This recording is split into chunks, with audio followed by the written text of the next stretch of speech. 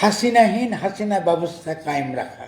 তাকে গুলি করার মধ্য দিয়ে টার্গেটটা সুনির্দিষ্ট করা হয়েছে শেখ হাসিনার সন্ত্রাসী বাহিনী। গণ অভ্যুত্থান শুরু হওয়ার আগে থেকে বুদ্ধিবৃত্তিক মহলে এবং রাজনৈতিক পরিসরে আমরা বাংলাদেশের রাজনৈতিক কর্মকাণ্ডকে কী করে পরিচালনা করা দরকার এবং কোন লক্ষ্যকে সামনে রেখে আপনার পরিচালনা করা দরকার সে সম্পর্কে বহু আমরা সেমিনার কর্মশালা আমরা করেছি।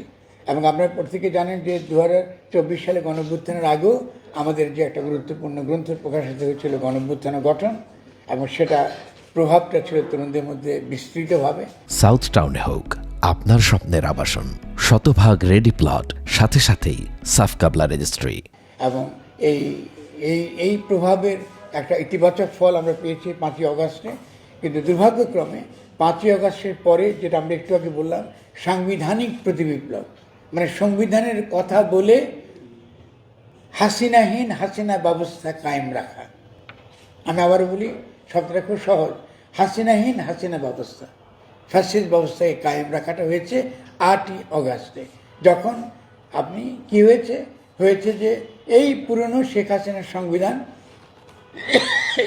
রক্ষা করার শপথ নিয়ে এই উপদেষ্টা সরকার গঠিত হয়েছে।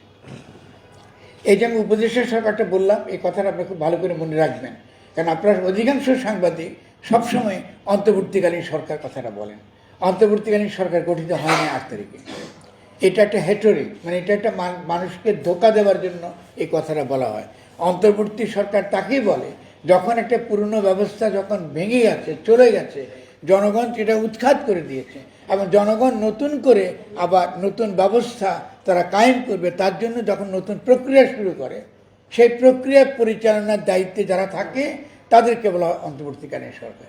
ফলে শুরু থেকে 8 তারিখ থেকে আমরা আপনাদেরকে বলে আসছি যে বাংলাদেশে অন্তর্বর্তীকালীন সরকার গঠিত হয়নি, কারণ নতুন গঠনতন্ত্র প্রণয়নের জন্য যে ধরনের সরকার দরকার, যে ধরনের নেতৃত্ব দরকার, যে ধরনের আমাদের যে অভিপ্রায়, জনগণের অভিপ্রায়কে বাস্তবায়নের জন্য যে ধরনের শক্তি, যেটাকে বলে গাঠনিক ক্ষমতা, এটা নিজে হাতে রাখা দরকার, এরকম কোনো সরকার গঠিত হয়নি। ফলে আমরা একটা সেনা সমর্থিত উপদেষ্টা সরকার পেয়েছি। তো আমাদের আজকের এই হাদির আজকে তাকে যে গুলি করবার, এবং শুধু হাদি একমাত্র টার্গেট নয়, ফলে গণ অভ্যুত্থানে যতগুলো তরুণ অংশগ্রহণ করেছে, আমরা যারা বিভিন্ন ক্ষেত্রে অংশগ্রহণ করেছি সক্রিয়ভাবে, আজকে মূলত তাকে গুলি করার মধ্য দিয়ে টার্গেটটা সুনির্দিষ্ট করা হয়েছে শেখ হাসিনার সন্ত্রাসী বাহিনী।